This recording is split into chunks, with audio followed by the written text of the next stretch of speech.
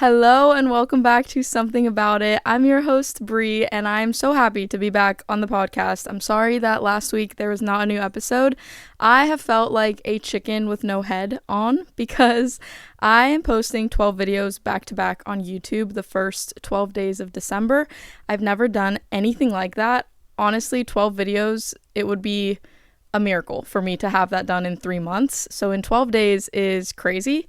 But they're not like high stakes videos. Like it's very much we're hanging out and there's some sort of theme to the day or to the vlog.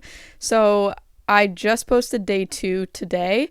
Day 1 was choosing my December TBR, which is all of the books I plan to read in December.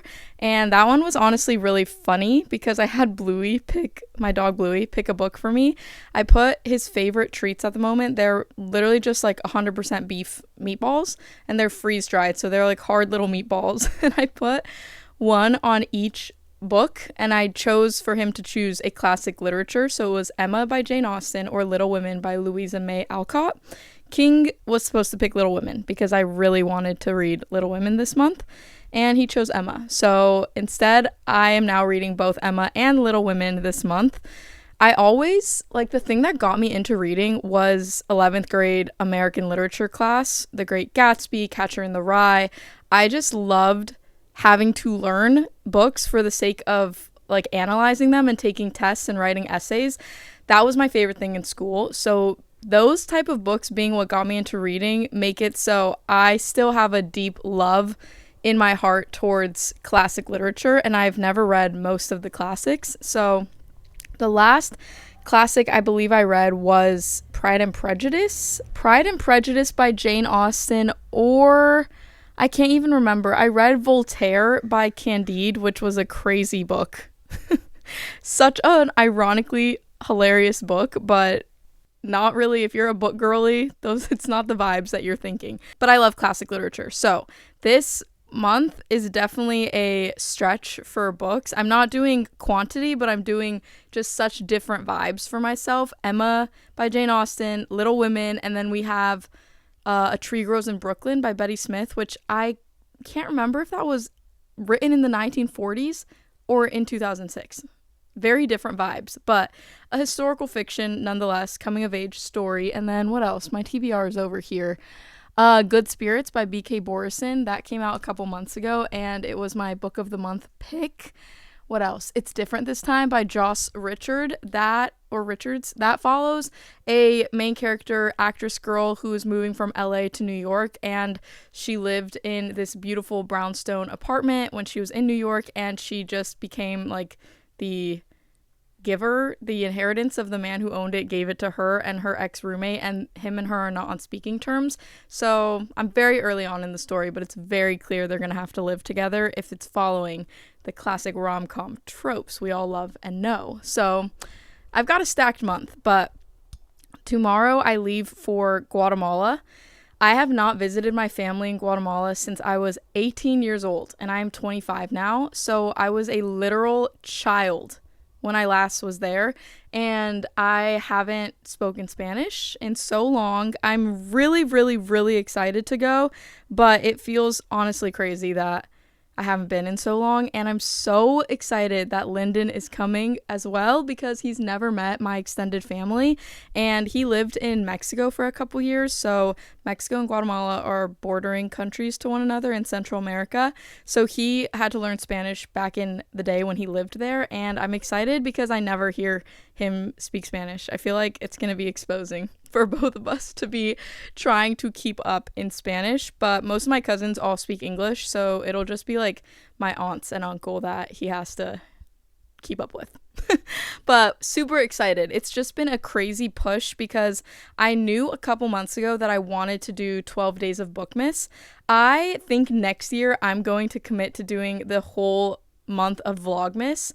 I didn't want to do it this year because I knew that I was going to Guatemala for a week and then we're spending Christmas with our best friends, and I didn't want to have to vlog in other people's environments or keep up with it. I believe, maybe this is a hot take, I don't think it is. I believe a true Vlogmas experience, which is why Bookmas is very different in my head from Vlogmas. Vlogmas is you are recording the day before you're posting, and it is truly kept up that way. Like December 1st, you're recording November 30th, you're editing that day, and then December 1st, you're posting your day before, and you're doing that leading up to Christmas. But December 25th, Christmas Day, you're posting Christmas Eve. So it's very much your day-to-day life in the month of December. I couldn't do that going to Guatemala and going to Texas for a week. So I just knew if half my month was going to be spent in other places, there's no way I was going to commit to actually doing Vlogmas, because I want to do it authentically when I do it next year, hopefully. So don't hold me to that, but also maybe hold me to that, because it'll probably motivate me to actually do it. I'm doing Bookmas, okay? Bookmas is going to be fun. I'm really proud of myself for getting it pretty much done. Every single day I have been grinding, literally recording, making thumbnails, editing, posting, DIYing things for the videos. It's been truly a push, but it is really fun to have my job be my dream job, and getting to do like pushes like this. Like people have pushes in their normal work where they're trying, like Lyndon, for example, my husband, he has like a goal every month of how much, I couldn't even tell you his job, honestly. He has a goal, a conversion rate goal of some sort, and his goal by the end of the month is to get it to that rate. But if he doesn't, then the last week of the month he's grinding and working harder, and he works like 15-16 hour days sometimes, and I get to do that for myself and challenge myself as someone that works for themselves. Okay, I don't know what my tangents are this week, but I feel like if you're listening to the pod, we're just besties and we're hanging out and it's conversational. I have been on a grind of holiday drinks. I feel like Christmas December hasn't felt like Christmas December in many years, and this one is really feeling like it's a Christmas one. So of course, I'm on my holiday drink grind. If you're watching on YouTube, you can see I'm holding a matcha, but it's not just any matcha. Let me take a sip of it. Yeah, do you hear that? It's a peppermint vanilla matcha. If your local coffee shop makes house-made peppermint syrup, get a matcha with it, but do half sweet and add vanilla as well. It is divine. Divine. There's no other word for it. I love it so much. And that's been my drink of choice. And also a peppermint mocha. I have never been a mocha person in my entire life, but I got one for Lyndon, and his family, like, they love peppermint mochas or just mochas in general. He loved it, and now I'm addicted as well, but that has way too much refined sugar. The matcha I drink is very low in refined sugar. They use agave, which technically is not refined, I think. And then a vanilla syrup that's half cane sugar, half agave. So I don't know if that's really any better, but I try not to drink too much refined sugar. I don't think I do the best job, but I used to do a better job. Honestly, great transition to what we're going to talk about in this week's episode. I am in a flare-up right now, and it's a bit of a self-induced one. For those that know, I have lupus. I was diagnosed with it when I was around 12 years old. I started getting symptoms as early as 10 years old, which for lupus, that's pretty young. You typically don't get diagnosed / don't get sick really until your 20s, and even that is pretty young. But yes, I definitely have talked about this quite a bit on different platforms, on YouTube videos, on my old podcast, if you ever listened to that, but I definitely want to keep talking about it. I don't know really any creators that have lupus / arthritis that are in their 20s, and I know so many people that follow me have chronic illness in their 20s or even younger. This week's episode, I'm not very much going into my origin with lupus, like my personal story with how I got diagnosed and all of those things, and honestly, the reason for that is I was so young. I truly only have like a very brief summary that I think I've been told so many times that that's what I know about my story of diagnosis, but I was a wee little child. Like, I'm 25 now, so if I was properly diagnosed at 12 but sick from 10 years old on, that is over half my life being sick, and I couldn't really tell you how it all happened. I mean, I remember certain things, like I remember being in 5th grade and having a fever of like 104 degrees and not being able to go to school once a month for a week. I would get basically like a flu, but it wasn't the flu, and it would go away, and then I would be fine, and doctors didn't know what it was. My blood tests were normal, and then in 7th grade it just progressed, and we didn't know, but I had arthritis in my body, and so I was in so much joint pain and had no idea why. Blood work was still coming back kind of chill, and then it wasn't chill anymore, and then I got my diagnosis. So I asked over on my podcast Instagram, which you should go follow, not that it's very active, but I have plans to change that in 2026. I asked you guys to ask me questions, and I got so many, so I just want to answer a handful, and then that's the episode. But question number 1 is, how did you find out you had lupus? I sort of answered that already, but like I said, I was getting those fevers in 5th grade. Then it progressed to my left index finger was always in pain. Like in the mornings when I would wake up for school, I couldn't bend it fully, and it was really weird. But as the months of 7th grade progressed, as the school year progressed, it went from my index finger being in pain to my whole left hand, to my right hand, to my arms, to my wrists, to my shoulders, to my back, to everything, to the point that I had to basically get up 30 minutes to an hour earlier for school, because it took my body so long to regulate and to not be so stiff in the morning. And at the time, I didn't know, but I obviously had arthritis. And if you have arthritis, or if you think of like an old woman, grandma with arthritis, they move very slowly, but specifically in the morning, because you're sleeping all night, you're kind of staying more locked in one position. When you wake up in the morning, your whole body is so much more stiff than when you were sleeping, because it's not used to the sudden movement, and it takes a while for your joints to essentially function well again. So I had arthritis pain, and then I will always remember the date, because it truly felt, obviously, like you have a life-altering disease. It was a life-altering date. July 9th, 2012, I was 3 weeks fresh into being 12 years old, and I woke up and couldn't lift my head or neck out of bed. I was so inflamed. You could kind of poke my kneecap, and it just would go indent downwards because there was so much water my body was retaining. And from that point forward, doctors really took it seriously, where they were like, that's obviously not normal for a once healthy child to now not be able to lift their head out of bed, and to need help from my mom to get dressed in the morning, to need help from my family to shower. Like, it was a whole regression. And at that point, that's when my blood work started to come back, where it was clear there was autoimmune stuff going on. And after that, I remember being on 12 to 14 pills a day. I was on a steroid called prednisone, and that was one of the only things that really alleviated my inflammation. I think I'm the shortest girl in my family, not by much, but I'm just under 5'6", just like 5'5 3/4".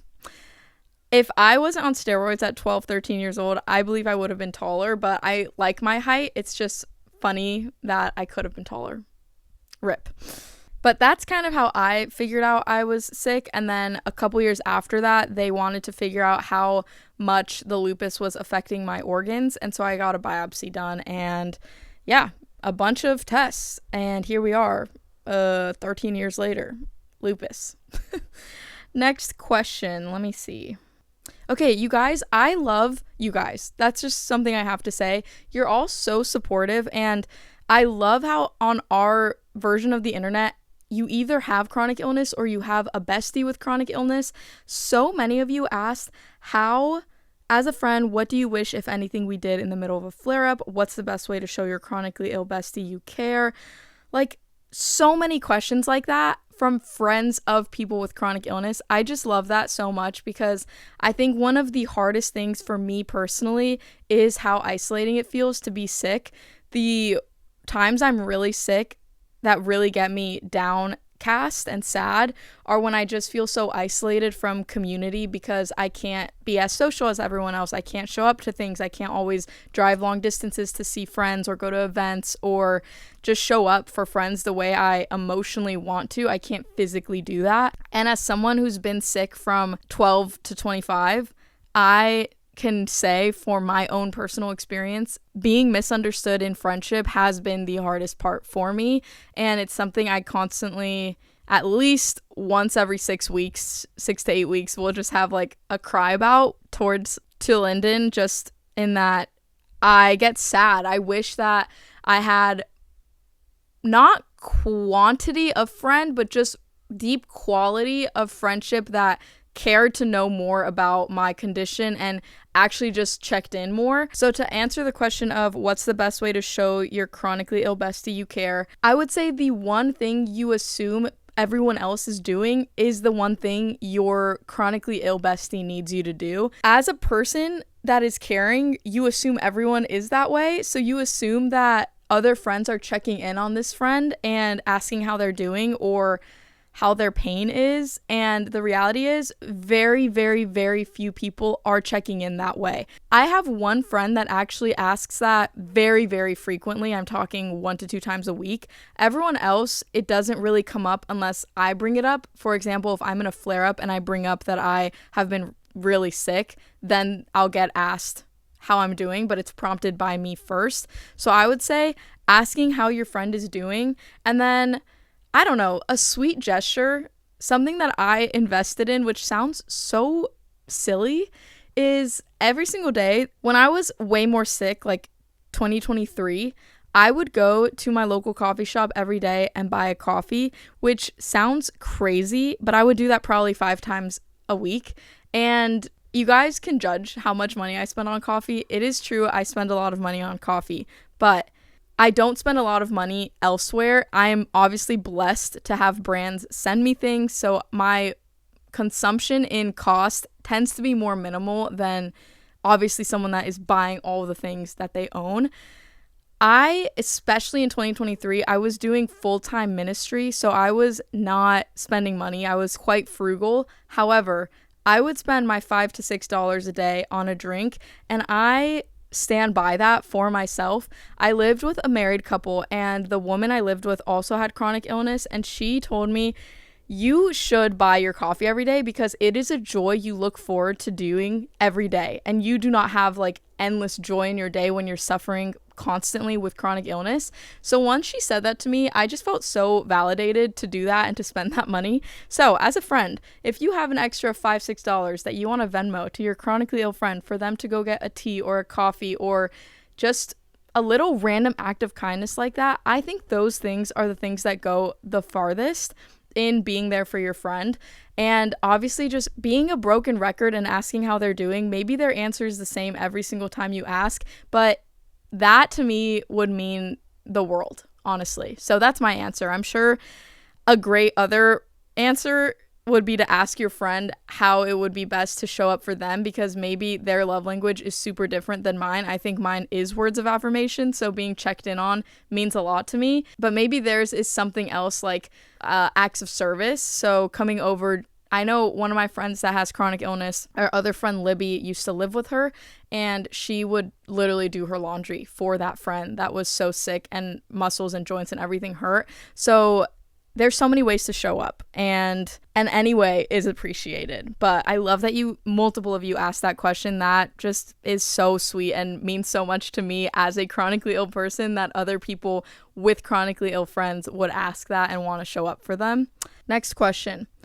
How did all your friends when you were younger cope with your sickness? I think I was so young that none of them understood, and I got honestly really crazy things said about me or said to me. I remember one person being like, I'm so glad it's not cancer, like it could be so much worse, which it's like so true, girl. I am also so glad it wasn't cancer.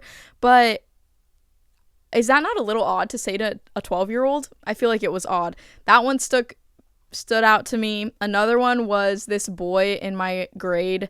I had left school for 2 years to do online school because I was so sick that I was missing so much school, and I was more productive at home. Obviously, if I was going to be bedridden, I could at least keep up with classes that way. So when I went back to school in 11th grade, it wasn't a rumor. Like, my school was so small and not a normal school. We didn't have a football team. We didn't have like a normal, it looked like a warehouse. It was a charter school in West LA. One boy, it again wasn't a rumor because it was too small of a school, but I guess it kind of was like a mini rumor. He said that I had some contagious disease. Lupus is not contagious. Like, that one is still unfathomable that was said, but people believed him and thought that I had to leave because I had some contagious disease and that I still had it, and that lupus was this contagious disease. It's like mind-boggling that was one of those things said. But I had a lot of bad moments for sure. I had a lot of friends not understand at all, and unfortunately I don't feel like a lot of people cope well with understanding it unless it's someone like a roommate who lives day in and day out with you. For example, my old roommate Mia, she was one of the best people to live with for me because she really understood that I needed to be alone a lot of the time and that I was very sick, and she got to witness it day in, day out, night in, night out. So it was really hard for friends when I was younger, and still to this day, to understand how sick I am. Like, to this day, my friends will be like, we have to go to the beach, it's a beautiful day, and I'm a broken record about how I can't go to the beach on a sunny day because with lupus, I don't think this is true for everyone, but I have photosensitivity, which means if I'm out in the sun, I basically flare up really bad. My body cannot handle it, and I get a lot of inflammation. So I can't do things like that, and I think that it's not, in my opinion, even selfish of people to not understand your condition. I just think you can't expect everyone to be there for you and to be able to fully understand how you're doing. And maybe that's just because I've had a harder time with friendship with sickness. So I don't know. It's really hard because I go back and forth thinking like, okay, everyone's living their own life. Like, I'm not entitled to have someone understand my sickness nor be a quote unquote really good friend to me through it. But then I have a couple friends that I'm like, you guys are incredible and you set the bar so high, and I should have the expectation that people could just be decently kind, checking in on their sick friend. Like, it shouldn't be normal that they have a friend that's sick in their 20s. So I don't know, I go back and forth between them, but the best you can do is explain your condition, and you have to leave it at that. If people don't understand it, they don't understand it, and that's not your problem. Next question is working out so difficult? I feel like my house... Okay, I can't read. Is working out so difficult? I feel like I can't even clean my house anymore. Right now, yes, which is such a bummer, but my current flare-up, which I've not had a flare-up of arthritis this bad in so long, is constant pain in my wrists and fingers. I can't really flex them upward without it feeling like something is just wrong, and I know it's the arthritis, and pushing on editing and recording and all of these things, I know it's kind of a little bit self-induced because I'm working so much, using my hands so much, but right now I can't work out, and I've been trying to still go to Pilates and keep up my normal routines, but I have to modify everything. Like, example, if we're in a plank variation, I have to do it on my forearms instead of my hands because I cannot put that much pressure on my hands right now. But there's definitely times like I feel like I can't even get out of bed, especially in the mornings. So I give myself a lot of grace with that. However, I don't think this is good advice. I just can't be in a messy environment. So even if I feel really sick, I will clean as much as I can. And then the heavy duty things my husband will do and pick up the load for because he can see that I'm in pain. But you have to listen to your body. For the most part, when I'm not in like a physical flare-up like this where I physically can't, I'm limited physically right now, for the most part, if that's not the case, I will work out and go on walks because even if I'm in pain, I don't feel worse after those things. Normally, I feel better and more stretched and better. But that hasn't been the case this week. So I feel for you. I'm so sorry. Give yourself grace and it will get better. Flare-ups always get better, right? Okay, I'm going to answer two more kind of topics. The first is tips for dating with chronic illness. How do you handle having a different capacity from your husband? How did you help Lyndon understand what your life is like? I feel like no one gets it. I totally understand that. And I think that you just have to be so cautious, picky, and I was so nervous to bring Lyndon into my chronic illness, and my game plan going into dating him was so stupid. I wanted to be as least sick, least attention on my sickness as possible, which wasn't possible because the month after we started dating, I got diagnosed with mononucleosis, which is foul. I had Epstein-Barr, mono. I think they're kind of the same thing. My eyes were so swollen. It looked like I got beat up. Like, I looked horrible. I don't think I've ever looked worse. If I look at photos of that time, I cringe because I just know how bad I felt and how just horrible that time was. I was kind of like not convinced, but I kind of came to terms with, okay, if Lyndon's gonna break up with me, at least it's this early on. Like, he's about to see like truly the depths of my sickness right now, because this is the worst flare up possible. The mono Epstein-Barr caused my lupus to flare up as well, so I was just truly down bad. I am so glad that I had to show him my sickness that clearly, that head on, that quickly, because had I not gotten so sick, I would have tried to hide it. And I think that if you're chronically ill, you are going to either cause a flare-up or just cause excess stress in your life if you're going to try to date someone and not show them who you are in the fullness of who you are and who you are right now with sickness. I think it's a disservice to yourself and to the person you're dating if you don't bring them into this part of who you are. Your sickness is part of your life and your story right now, and it's not fair to you or to them if you don't let them see that or give them kind of the option to see if they can handle that.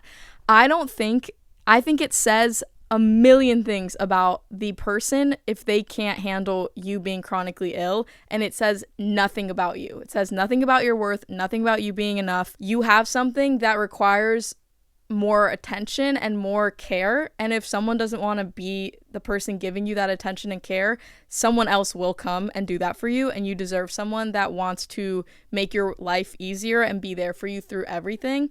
So it was really hard for me to come to terms with that. Like, when Lyndon and I got engaged, I remember just crying multiple nights in a row afterwards, feeling like this is insane that my dream boy is committing his whole life to me, knowing that right now that includes chronic illness and sickness and flare-ups and all of these things, but the right person will come and be everything and more that you need them to be for you. So even though we have different capacities, it's okay and it works. For example, I sometimes am barely getting out of my house other than getting coffee and walking my dog, and Lyndon can go run 10 miles every day and feel amazing and great. So I think just in general, I'm a pretty introverted. I like doing things independently. We just have such a great schedule with one another. I know he needs to have big workouts to get energy out of his body, and I know I need to relax and cocoon sometimes. So being able to have different capacities, I think, is not a deal breaker, even if you weren't sick. Like, there's introverts and extroverts that get married and have a great life together. So I think you just figure it out if you're with the right person. The last question I'm going to answer is, are you scared to do new things or travel in fear of a flare-up happening / how often do you have flare-ups? The answer is yes, especially as I was younger. I constantly got afraid that if I left the country or traveled without my parents, I was going to have a flare-up and be so sick and be stuck somewhere. And it did happen. Like, I flared up on different trips that I was on, but I was always okay. However, I have a problem. I have a travel bug. I absolutely love traveling. I love going to new places. I feel so honored that I get to do that, and that sometimes that's part of my work, and I feel grateful, so grateful for that. On the flip side, I know the pattern and trend in my health is that if I go on a trip, no matter the trip, no matter the length, I come back, I feel sick and I flare up, and it doesn't last that long. It normally lasts the length of the trip, unless I'm pushing myself really heavy even afterwards. But for example, I went to New York for 3 days because I came back and pushed so heavy with doing content and Bookmas and all this stuff. I feel like that's why my wrists and fingers hurt so bad, because I didn't give myself proper time to rest after that. But I definitely flare up often because I travel often. My flare-ups are linked to my traveling, and when I'm a homebody and stay still for long enough, I feel like my health does better. So 2026 goal is to travel less but travel more intentionally. So example, I really want to go to Denmark / Japan. Those are my two top places in my brain for some reason for 2026. So if either occur, I want to stay in either spot long enough and then give myself proper time to recover once I'm back home, where I'm not compromising my health to experience new experiences. But I definitely have had that fear of traveling because of flare-ups. Obviously, it's not a big enough fear to stop me from getting on a dang airplane, but I definitely know I need to be very, very vigilant because I do experience really bad flare-ups after traveling. That's it. I truly could yap about this for hours because so many of you had such great questions. I'll definitely do more Q&A, autoimmune related podcast episodes in the future because I didn't even touch on a quarter of the questions. But I love you guys. I am posting this tomorrow, and tomorrow I actually fly to Guatemala, so I will definitely give you guys updates on that. I'm super excited to record an episode once we get back. I'll have Lyndon back on the pod so he can give you guys his Guatemalan experience because he's never been to that country. Okay, I love you guys so much. See you on another episode of Something About It.